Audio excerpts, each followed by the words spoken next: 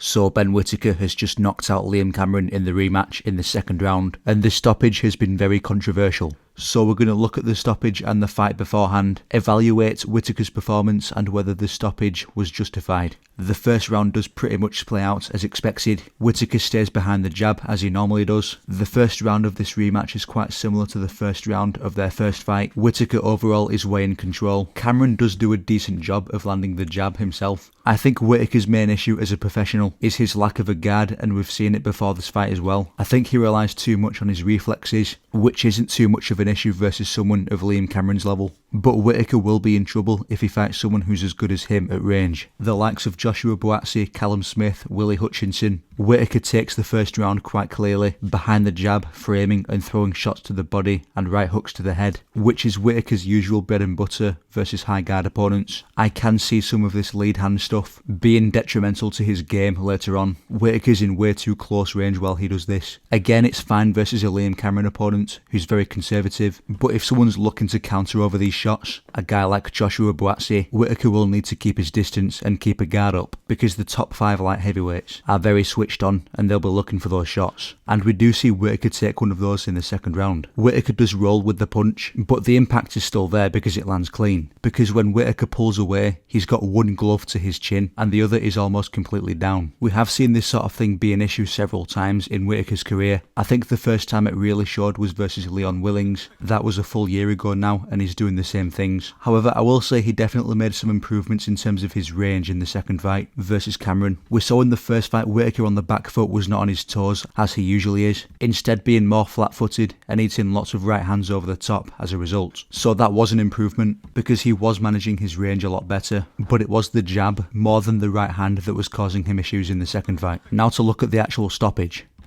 One thing for Cameron. Oh, that's a great right hand! Whittaker, and he's right. Cameron, he's in big trouble here. The ref is having a close look.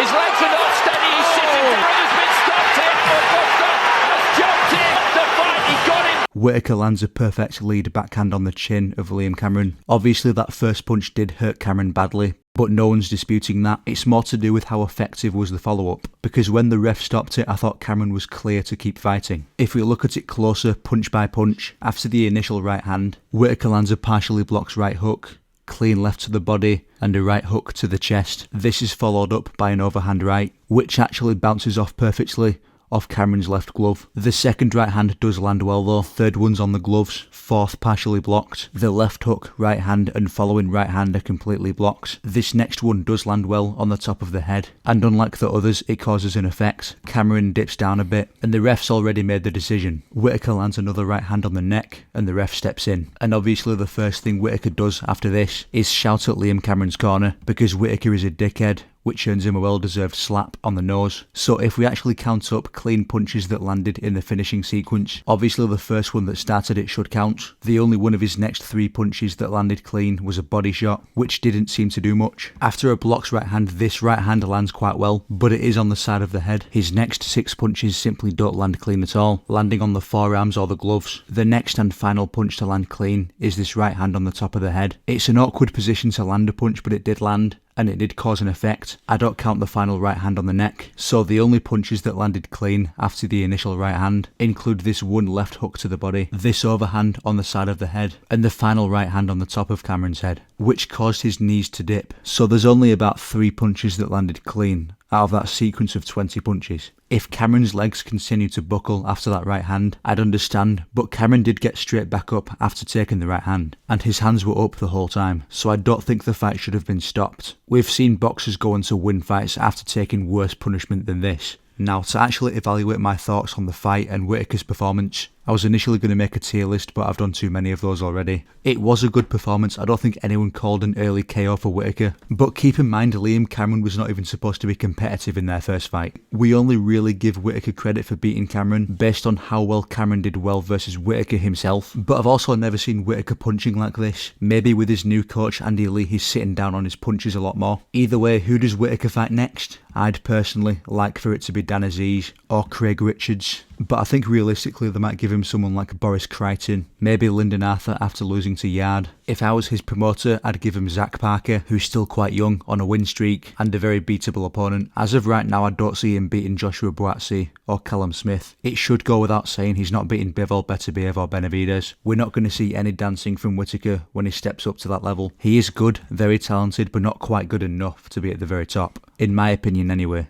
That's going to do it for the video. Like and subscribe. Leave a comment. Goodbye.